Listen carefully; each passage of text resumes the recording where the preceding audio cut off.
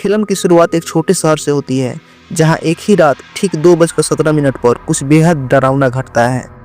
शहर के अलग अलग घरों में से 17 बच्चे एक साथ बाहर निकलते हैं। ना कोई शोर, ना कोई जबरदस्ती, ना दरवाजा टूटा हुआ। हैरानी की बात यह थी कि सभी घरों में सीसीटीवी कैमरे और अलार्म लगे हुए थे, फिर भी किसी को कुछ पता नहीं चला। सुबह जब माता पिता जागते हैं तो बच्चों के कमरे खाली होते हैं। सीसीटीवी कैमरे में फुटेज देखने पर एक और डरावनी बात सामने आती है कि सभी बच्चे हवाई जहाज जैसी मुद्रा बनाकर एक ही दिशा में दौड़ते हुए दिखाई देते हैं और समय हर जगह एक ही हो रहे हैं, 2:17। जांच में पता चलता है कि ये सारे बच्चे एक ही स्कूल के और एक ही क्लास के थे और कुल बच्चे 18 थे, लेकिन 17 गायब हो गए थे। सिर्फ एक बच्चा बचा था जिसका नाम था एलेक्स, और इन बच्चों को क्लास टीचर थी जिसका नाम था जस्टिन। यहीं से शक की सुई जस्टिन पर जाती है। पुलिस जस्टिन, एलेक्स और उसके माता पिता से पूछताछ करती है, लेकिन कोई सबूत नहीं मिलता। समय बीतता है, 1 महीना गुजर जाता है, पर बच्चों का कोई सुराग नहीं। इसी बीच गुस्साए माता पिता जस्टिन को दोषी मानने लगते हैं।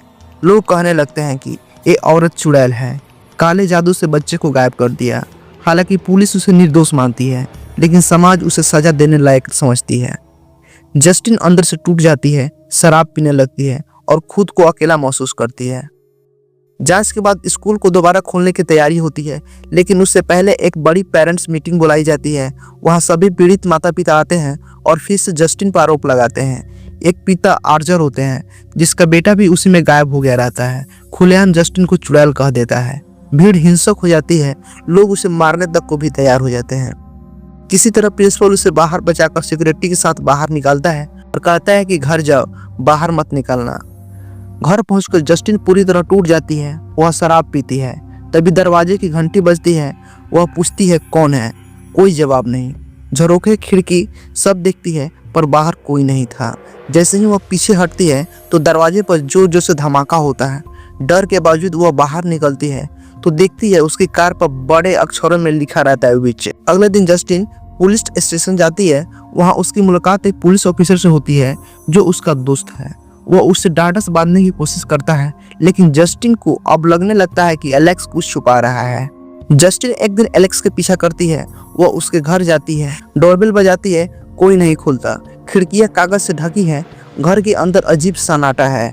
पीछे से झांकने पर वह देखती है कि अंधेरे में 2 लोग मूर्ति की तरह बैठे हैं, न हिलते हैं न बोलते हैं। जस्टिन समझ जाती है कि यहाँ बहुत कुछ गड़बड़ हो रहा है। रात में जस्टिन को भयानक सपना आता है। वह स्कूल में अकेली है। घड़ी में समय वही टाइम, 2:17। सारे बच्चे सिर झुकाए बैठे हैं। तभी एलेक्स सिर उठाकर जोकर जैसी डरावना मुस्कान देता है। वह घबराकर उठती है, लेकिन तभी उसका दूसरा सपना, छत पर एक अजीब औरत है जिसका चेहरा भी जोकर जैसी है। वह डर के उठ जाती है। अब डर हकीकत बन चुका था। अब कहानी आर्चर की तरफ मुड़ती है। वह एक सिंगल पिता है। उसका बेटा भी गायब बच्चों में भी शामिल है। वह हर दिन बेटे की पुरानी वीडियो देखता है, हर दिन पुलिस स्टेशन जाता है। एक रात ठीक 2:17 पर उसकी नींद खुलती है। उसे लगता है कि उसका बेटा आया है। वह बाहर दौड़ता है और देखता है कि उसका बेटा उसी अजीब पोज में भाग रहा है, लेकिन यह सिर्फ सपना था। आर्चर को सपने से एक सुराग मिलता है। वह नक्शे पर हर बच्चे के घर से एक लाइन खींचता है। सारी लाइनें जाकर मिलती हैं एलेक्स के घर पर।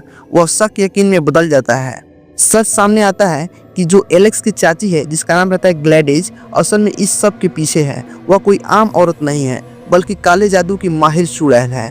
वह इंसानों के बाल, नाम और चीजों से उनका दिमाग काबू में कर लेती है। उसने एलेक्स के माता पिता को जिंदा लाश बना दिया। फिर एलेक्स को डराकर उससे क्लास में बच्चों को नाम चुरवाए।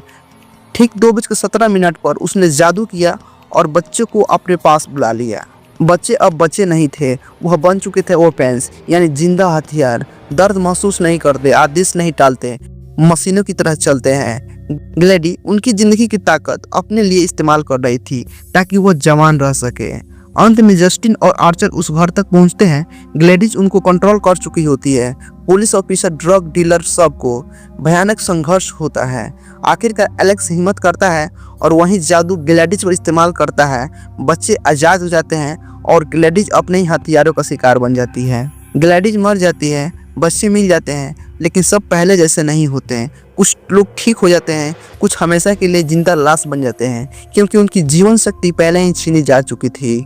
फिल्म हमें एक खतरनाक सच्चाई बताती है दुनिया का सबसे खतरनाक हथियार बंदूक या बम नहीं है, बल्कि इंसानी दिमाग है। अगर वीडियो अच्छा लगा हो तो वीडियो को लाइक और चैनल को सब्सक्राइब जरूर करें। मिलते हैं नेक्स्ट वीडियो में। धन्यवाद।